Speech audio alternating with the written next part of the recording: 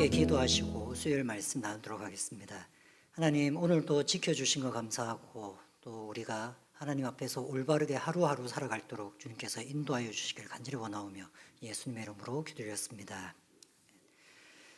오늘은 다니엘서 6장 4절에서 5절의 말씀을 가지고 신앙이 약점인 사람이라는 제목으로 말씀을 나누고자 합니다. 오늘이 대통령 투표일입니다. 지난 몇 달간 온 뉴스나 방송은 이 투표에 대해서 많은 얘기를 했습니다. 어떤 사람을 뽑아야 할까요? 어느 정도로 유능하고 어떻게 잘할 수 있는 사람을 뽑을 수 있을까요? 아마 몇 시간 뒤면 판가름이 날 것입니다. 뭔가 대단한 사람, 뭔가 남들보다 뛰어난 사람, 이런 사람을 뽑는 게 당연한 것일 것입니다. 아마 성경에서 이렇게 뛰어난 한 사람을 선택하라고 한다면 저는 다니엘이라고 생각합니다. 저는 종종 성경에 나와 있는 신앙 인물들이 처음에는 그렇게 대단한 사람이 아니었는데 시간이 지나고 나면서 하나님의 손길을 거치고 난 다음에는 우리가 알고 있는 신앙의 위대한 사람이 되었다고 생각합니다. 아브라함 같은 사람도 처음에는 보잘것없는 사람이었다고 생각합니다. 자신의 아내를 누이라고 속였던 것을 실은 2번이나 했던 사람이었습니다. 모세도 그랬습니다. 모세를 하나님께서 맨 처음 부르시는 장면을 자세히 살펴본다면 얼마나 모세가 하나님을 따르는 것을 주저할 뿐만 아니라 오히려 하나님을 화가 나게 만들 정도로 하나님께 순종하지 않았던 사람이라는 것을 알게 되실 겁니다.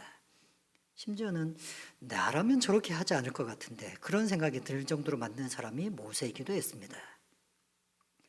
성경은 이렇듯 처음에는 보잘것없었지만 하나님의 손에 이끌려서 점점점 대단한 사람, 위대한 사람이 되는 과정을 보여주기도 합니다. 그런데 성경 중에서도 아무런 흠도 찾기 힘든 사람, 등장할 때부터 대단했고 인생의 무대에서 사라질 때까지 흠이라고는 찾아볼 수 없는 사람, 그런 사람이 한 명 있습니다. 바로 그 사람이 다니엘입니다. 특히 다니엘이 더 대단한 점은 그가 목회자의 삶을 산 것은 아니라는 것입니다. 그냥 신앙생활 잘하면 그래도 인정받을 수 있는 제사장이나 목회자의 삶이 아니라 포로로 잡혀간 곳에서 왕의 신하로 살았다는 것입니다. 왕의 신하로 사는 것에도 아주 고위직까지 올라갔기 때문에 오늘날로 바꾸어서 말하자면 대기업의 취직에서 정신없이 살아가면서 승승장구했던 사람이었습니다. 대기업에서 승승장구하면 교만할 것 같은데 그런 것도 없었습니다. 일이 너무 많았으니 바빠서 신앙생활을 할 시간이 없을 것 같기도 했는데 다니엘은 항상 신앙이 최우선으로 살았던 사람이었습니다. 그의 신앙생활. 근데 그의 신앙생활에는 한 가지 약점이 있었습니다. 신앙생활 자체가 약점이었던 것이죠. 이렇게 잘 나가는 사람이 있으면 시기하는 사람들이 있기 마련이었습니다. 그래서 6장 4절에 보면 시기하는 사람들이 나옵니다. 이에 총리들과 고관들이 국사에 대하여 다니엘을 고발할 근거를 찾고자 하였으나 아무 근거, 아무 허물도 찾지 못하였으니 이는 그가 충성되어 아무 그릇됨도 없고 아무 허물도 없었음이라. 주변에 같은 관리들이 다니엘을 고발하려고 했습니다. 모함을 하려고 했던 것이죠. 그래서 뭔가 털어보면 뭔가 나올 게 있어가지고 탈탈 털어보았습니다. 그런데 아무리 털어도 허물을 찾을 수가 없었습니다. 오늘날 신문을 보면 여러 후보들의 허물들이 나오지 않습니까? 그런데 다니엘은 그런 것이 하나도 나오지 않았습니다. 말하자면 다니엘은 유능한 사람이었을 뿐만 아니라 정직한 사람이었습니다. 정직한 사람일 뿐만 아니라 성실한 사람이었습니다. 그리고 그는 지혜로운 사람이었습니다. 유능하고 정직하고 성실하고 지혜롭고 이런 사람이 어디 있겠습니까? 그래서 탈탈 털어보았는데 아무런 흠도 찾을 수 없었다고 그들은 얘기합니다. 그런데 이 사람에게도 허물이 있었습니다. 어떤 것이 허물이었는지 6장 5절 그 적들이 발견했던 허물이 이런 것이라고 얘기합니다. 그들이 이르되 이 다니엘은 그 하나님의 율법에서 근거를 찾지 못하면 그를 고발할 수 없으리라. 사람들이 드디어 찾아낸 약점은 바로 다니엘의 신앙이었습니다. 다니엘을 모함하려고 했던 사람들은 다니엘의 신앙에서 약점을 찾아냈습니다. 다니엘은 그때 날마다 하루에 3번씩 창문을 열어놓고 예루살렘에 있는 쪽으로 창문을 열어놓고 매일 기도하는 것이었습니다. 이를 알고 있던 사람들이 이것을 하나의 계기로 삼아서 황제에게 잠시 동안만 황제만 경배하게 하자는 법을 만들게 됩니다. 그래서 그 며칠 동안만 황제를 위해서 딴 신은 아니고 오로지 황제를 위해서만 우리가 제사도 드리고 경배를 드리는 법을 만들었는데, 다니엘은 이 법을 만들면 어떤 일이 있어도 이 다니엘은 그럼에도 불구하고 예루살렘을 향해서 자신이 믿는 하나님을 위해서 기도할 것이다 라고 사람들은 생각했던 것입니다. 이것이 그들이 찾아낸 다니엘의 약점이었습니다. 다니엘의 신앙은 굴복하지도 않을 거고, 자신이 정해놓은 하나님 앞에서의 그 규칙을 지키려고 노력하는 사람, 그래서 그거를 잘 이용하면 다니엘을 모함에 빠뜨릴 수 있다고 생각할 수밖에 없는 그런 일들이 일어난 것이었습니다. 이들의 계략은 맞았습니다. 이들의 계략대로 다니엘은 결국 사자굴에 떨어지게 됩니다. 적들의 생각은 맞았습니다. 다니엘을 넘어뜨리는 것은, 다니엘의 약점은 바로 다니엘의 신앙 그 자체였습니다. 어떻게 하나님을 믿는 그 신앙이 우리의 약점이 될 수 있을까요? 그런데 이런 일은 생각보다 쉽게 일어납니다. 요즘에는 덜하지만 10수년 전만 해도 직장에서는 당연히 회식도 많았고 술을 많이 마셨습니다.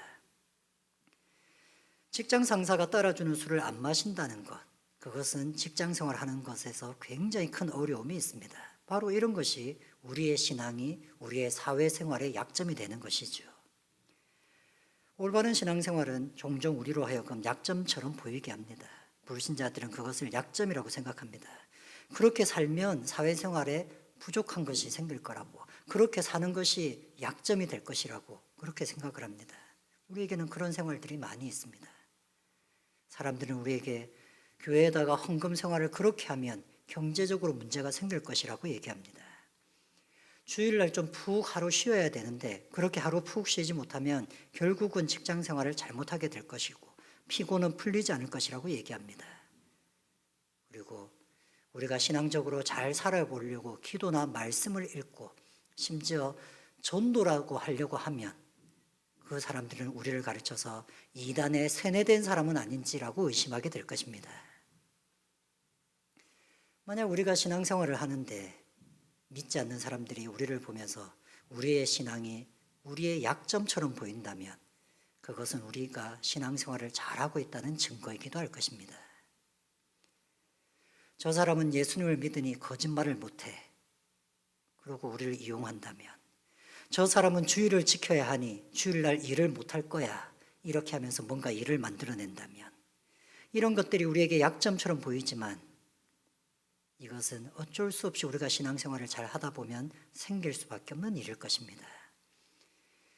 신앙생활이 우리에게 약점이 된다는 것을 다른 말로 표현하면 신앙생활이 우리에게 손해를 끼친다는 것입니다. 돈에 손해를 끼치고 우리의 건강이나 이런 것에도 손해를 끼치는 것처럼 보일 수 있습니다. 그러나 이 손해는 영원한 손해도 아니고 장기적인 손해도 아닙니다. 사자굴에 떨어졌던 다니엘을 하나님이 구하셨고, 이 구하신 것은 단지 다니엘만을 구한 것이 아니라 상황이 역전되어서 다니엘을 모험했던 사람들은 다 죽게 됩니다. 하나님의 이런 역전이라는 것이 있습니다. 하나님의 이런 반전이 있는 것이죠. 신앙적인 부분은 다른 사람들이 볼 때는, 불신자들이 볼 때는 이해할 수 없습니다. 그래서 저렇게 사는 것은 손해를 보는 거야, 저렇게 사는 것은 저 사람의 약점이야 라고 볼 수 있습니다. 다니엘이 율법을 지키는 것을 그 주변에 있는 다른 사람들은 얼마나 어리석게 보였겠습니까?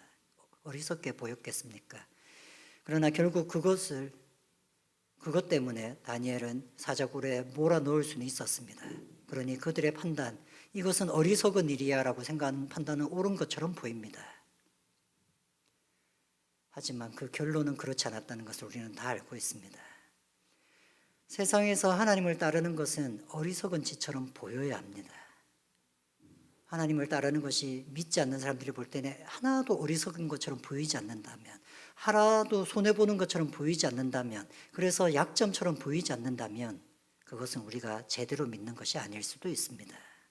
그런데 이런 어리석음, 이런 약점이 우리를 살립니다. 이 어리석음이 있을 때, 이 약점을 가지고 있을 때에 하나님의 도우심을 경험할 수 있게 됩니다. 신앙이 약점처럼 보이는 사람, 우리는 그런 사람이 되었으면 좋겠습니다. 우리 한 주간 이 신앙을 꼭 붙들고 살아가시길 바랍니다. 같이 함께 기도하시겠습니다. 하나님 아버지, 우리의 신앙이 어떻게 드러나는지를 다시 한번 생각해 봅니다. 우리의 신앙이 약점처럼 드러나고 우리의 신앙이 뭔가 손해보는 것처럼 드러날 때에 오히려 우리가 기뻐하며 하나님 앞에서 감사드릴 수 있도록 주여 인도하여 주시옵소서. 또 우리 꿈꾸는 교회 성도들이 이렇게 살아가고 있을 때에 하나님께서 우리 성도들을 붙잡아 주시고 하나님이 주실 수 있는 반전과 축복을 더하여 주시옵소서. 감사를 드리오며 예수님의 이름으로 기도드렸습니다.